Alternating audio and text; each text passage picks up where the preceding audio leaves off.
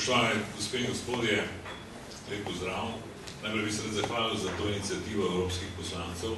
ki se mi zdi izredno dobrodošla. Posebej o pomanjkanju resnejših naporov naših zgodovinarjev za to, da bi temu obdobju namenili potrebno pozornost. In seveda tudi ob tem, ker je bilo uvodoma že rečeno, da naš izobraževalni sistem nekako izpušča to najpomembnejše poglavje naše zgodovine. Vaše vprašanje je pravzaprav doživelo odgovor v nastopih vseh mojih predgovornikov, bi lahko temu tako rekel, tako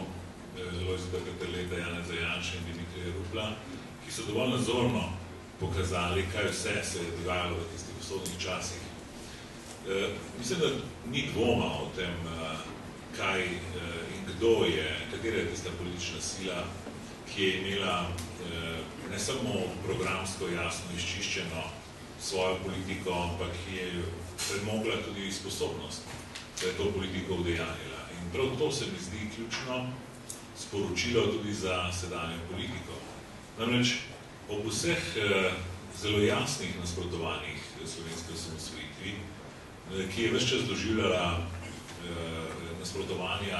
tako v organih oblasti kot v medijih, ki je stežka se prebijala skozi parlamentarne procedure s pičlo večino, ki jo je imela, kot smo danes že slišali, samo v 2 od 3 skupščinskih zborov, je Demosov vendarle uspel ta izjemen zgodovinski korak.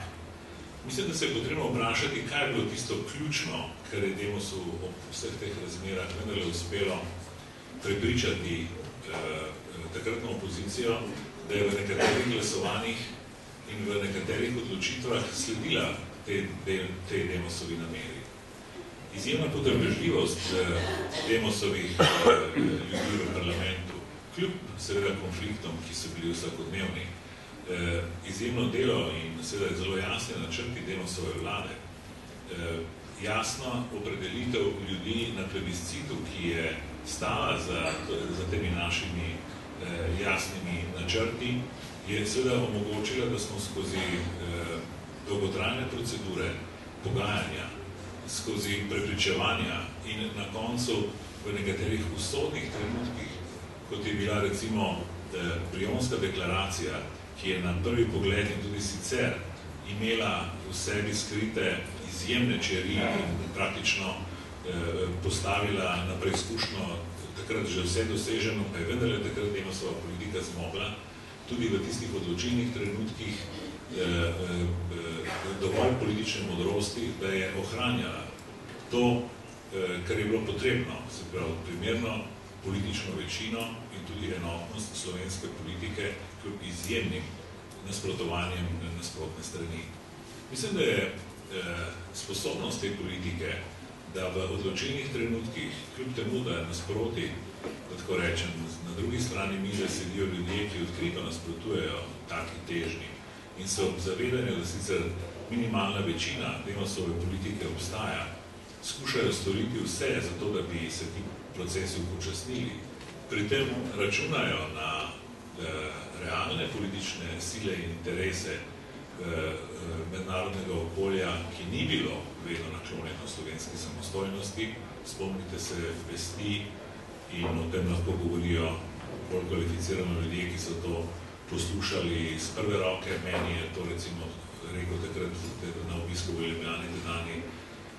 veleposlanik Združenih držav Amerike Zimmerman, ki je prav pred kratkim, če se ne motim, umrl, je rekel, nikoli ne boste dobili mednarodnega priznanja, nikoli mednarodna skupnost ne bo sprejela tega enostranskega akta in bom rekel, velik del slovenske politične